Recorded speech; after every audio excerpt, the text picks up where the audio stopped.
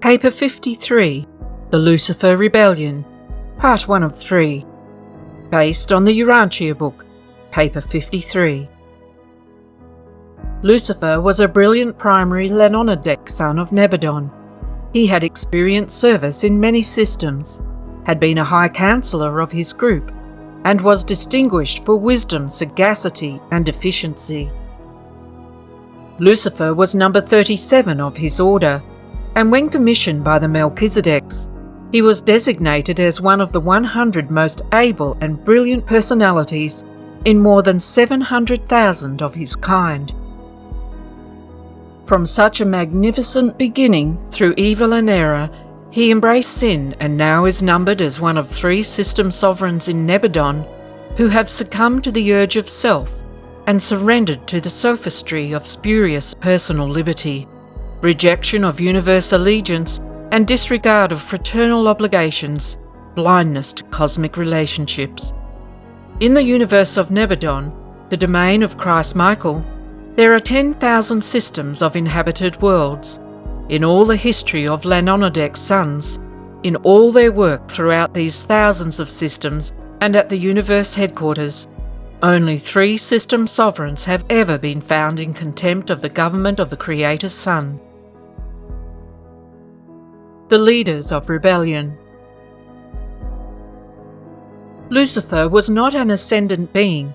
He was a created son of the local universe, and of him it was said, "You were perfect in all your ways from the day you were created, till unrighteousness was found in you." Many times had he been in council with the Most Highs of Urantia, and Lucifer reigned upon the holy mountain of God, the administrative mount of Jerusalem, for he was the chief executive of a great system of 607 inhabited worlds. Lucifer was a magnificent being, a brilliant personality. He stood next to the Most High Fathers of the constellations in the direct line of universe authority. Notwithstanding Lucifer's transgression, subordinate intelligences refrained from showing him disrespect and disdain prior to Michael's bestowal on Urantia. Even the Archangel of Michael, at the time of Moses' resurrection, did not bring against him an accusing judgment, but simply said, "The judge rebuke you." Judgment in such matters belongs to the Ancients of Days, the rulers of the super-universe. Lucifer is now the fallen and deposed sovereign of Satania. Self-contemplation is most disastrous, even to the exalted personalities of the celestial world. Of Lucifer it was said, "Your heart was lifted up because of your beauty. You corrupted your wisdom because of your brightness." Your olden prophet saw his sad estate when he wrote, "How are you fallen from heaven, O Lucifer, son of the morning?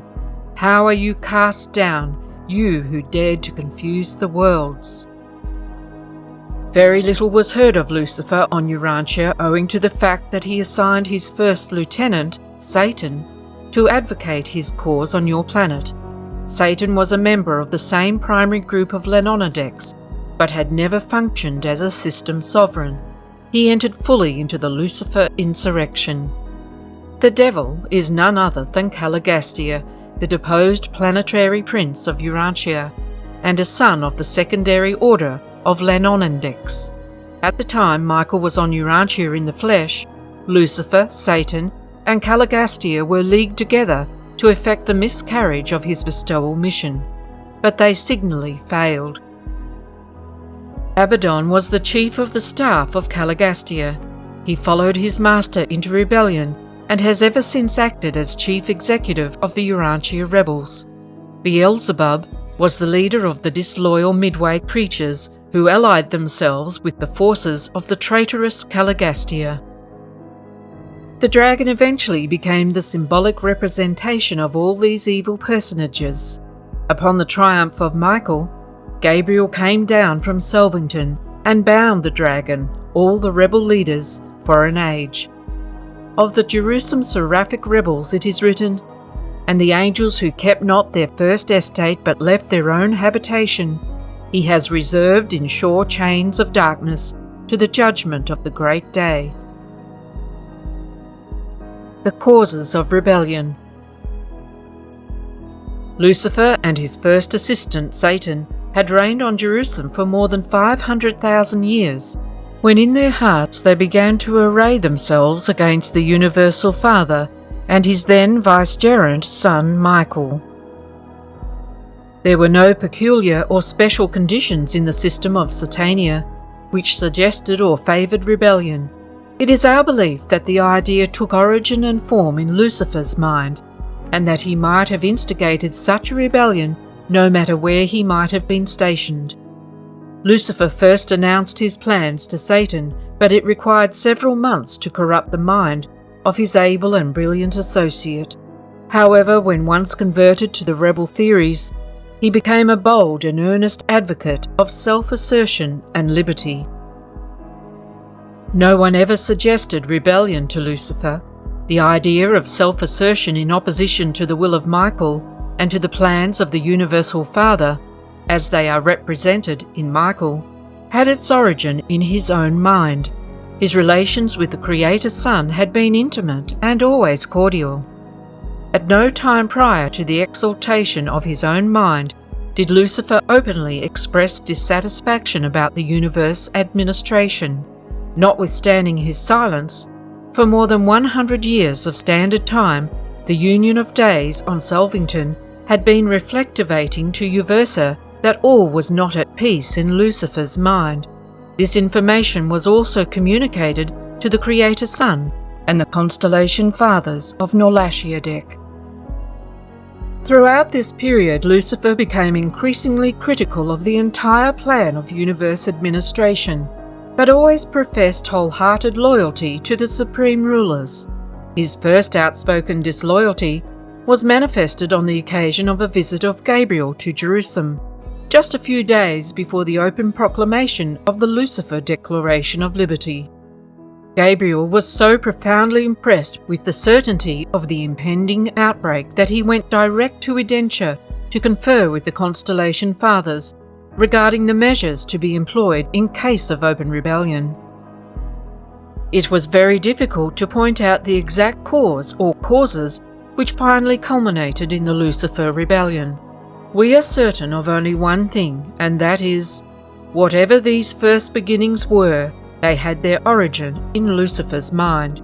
There must have been a pride of self that nourished itself to the point of self-deception, so that Lucifer for a time really persuaded himself that his contemplation of rebellion was actually for the good of the system, if not of the universe. By the time his plans had developed to the point of disillusionment, no doubt he had gone too far for his original and mischief-making pride to permit him to stop. At some point in this experience, he became insincere, and evil evolved into deliberate and willful sin. That this happened is proved by the subsequent conduct of this brilliant executive. He was long offered opportunity for repentance, but only some of his subordinates ever accepted the proffered mercy. The faithful of days of Urantia, on the request of the constellation fathers, in person presented the plan of Michael for the saving of these flagrant rebels, but always was the mercy of the Creator Son rejected, and rejected with increasing contempt and disdain. The Lucifer Manifesto. Whatever the early origins of trouble in the hearts of Lucifer and Satan, the final outbreak took form as the Lucifer Declaration of Liberty. The cause of the rebels was stated under three heads. 1. The reality of the Universal Father. Lucifer charged that the Universal Father did not really exist, that physical gravity and space energy were inherent in the universe, and that the Father was a myth invented by the Paradise Sons to enable them to maintain the rule of the universes in the Father's name. He denied that personality was a gift of the Universal Father. He even intimated that the finalities were in collusion with the Paradise Sons to foist fraud upon all creation, since they never brought back a very clear-cut idea of the Father's actual personality, as it is discernible on Paradise. He traded on reverence as ignorance. The charge was sweeping, terrible, and blasphemous. It was this veiled attack upon the finalities that no doubt influenced the ascendant citizens then on Jerusalem to stand firm and remain steadfast in resistance to all the rebels' proposals. 2. The universe government of the Creator's son, Michael. Lucifer contended that the local systems should be autonomous. He protested against the right of Michael, the Creator's son, to assume sovereignty of Nebadon in the name of a hypothetical Paradise Father, and require all personalities to acknowledge allegiance to this unseen Father. He asserted that the whole plan of worship was a clever scheme to aggrandize the Paradise Sons. He was willing to acknowledge Michael as his Creator Father, but not as his God and rightful ruler. Most bitterly did he attack the right of the Ancients of Days, foreign potentates, to interfere in the affairs of the local systems and universes. These rulers he denounced as tyrants and usurpers. He exhorted his followers to believe that none of these rulers could do aught to interfere with the operation of complete home rule, if men and angels only had the courage to assert themselves and boldly claim their rights. He contended that the executioners of the Ancients of Days could be debarred from functioning in the local systems if the native beings would only assert their independence. He maintained that immortality was inherent in the system personalities, that resurrection was natural and automatic, and that all beings would live eternally except for the arbitrary and unjust acts of the executioners of the Ancients of Days. 3. The attack upon the universal plan of ascendant mortal training. Lucifer maintained that far too much time and energy were expended upon the scheme of so thoroughly training ascending mortals in the principles of universe administration, principles which he alleged were unethical and unsound. He protested against the age-long program for preparing the mortals of space for some unknown destiny and pointed to the presence of the Finaliter core on Jerusalem as proof that these mortals had spent ages of preparation for some destiny of pure fiction. With derision he pointed out that the Finaliters had encountered a destiny no more glorious than to be returned to humble spheres similar to those of their origin. He intimated that they had been debauched by overmuch discipline and prolonged training, and that they were in reality traitors to their mortal fellows, since they were now cooperating with the scheme of enslaving all creation to the fictions of a mythical eternal destiny for ascending mortals. He advocated that ascenders should enjoy the liberty of individual self-determination. He challenged and condemned the entire plan of mortal ascension as sponsored by the Paradise Sons of God and supported by the Infinite Spirit. And it was with such a declaration of liberty that Lucifer launched his orgy of darkness and death. Outbreak of the Rebellion. The Lucifer Manifesto was issued at the annual conclave of Satania on the Sea of Glass, in the presence of the assembled hosts of Jerusalem, on the last day of the year, about 200,000 years ago, Urantia time. Satan proclaimed that worship could be accorded the universal forces, physical, intellectual and spiritual, but that allegiance could be acknowledged only to the actual and present ruler, Lucifer, the friend of men and angels and the God of liberty. Self-assertion was the battle cry of the Lucifer Rebellion. One of his chief arguments was that, if self-government was good and right for the Melchizedeks and other groups, it was equally good for all orders of intelligence. He was bold and persistent in the advocacy of the equality of mind and the brotherhood of intelligence. He maintained that all government should be limited to the local planets and their voluntary confederation into the local systems. All other supervision he disallowed. He promised the planetary princes that they should rule the worlds as supreme executives. He denounced the location of legislative activities on the constellation headquarters and the conduct of judicial affairs on the universe capital. He contended that all these functions of government should be concentrated on the system capitals, and proceeded to set up his own legislative assembly and organised his own tribunals under the jurisdiction of Satan, and he directed that the princes on the apostate worlds do the same. The entire administrative cabinet of Lucifer went over in a body and were sworn in publicly as the officers of the administration of the new head of the liberated worlds and systems. While there had been 2 previous rebellions in Nebadon, they were in distant constellations. Lucifer held that these insurrections were unsuccessful because the majority of the intelligences failed to follow their leaders. He contended that majorities rule, that mind is infallible. The freedom allowed him by the universe rulers apparently sustained many of his nefarious contentions. He defied all his superiors, yet they apparently took no note of his doings. He was given a free hand to prosecute his seductive plan without let or hindrance. All the merciful delays of justice Lucifer pointed to as evidence of the inability of the government of the Paradise Sons to stop the rebellion.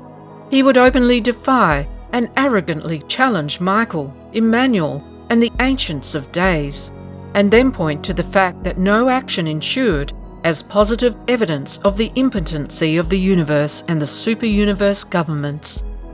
Gabriel was personally present throughout all these disloyal proceedings and only announced that he would, in due time, speak for Michael, and that all beings would be left free and unmolested in their choice, that the government of the Sons for the Father desired only that loyalty and devotion which was voluntary, wholehearted, and sophistry-proof. Lucifer was permitted fully to establish and thoroughly to organise his rebel government before Gabriel made any effort to contest the right of secession or to counterwork the rebel propaganda, but the Constellation Fathers immediately confined the action of these disloyal personalities to the system of Satania. Nevertheless, this period of delay was a time of great trial and testing to the loyal beings of all Satania. All was chaotic for a few years, and there was great confusion on the mansion worlds. Continuing in Paper 53, The Lucifer Rebellion, Part 2 of 3.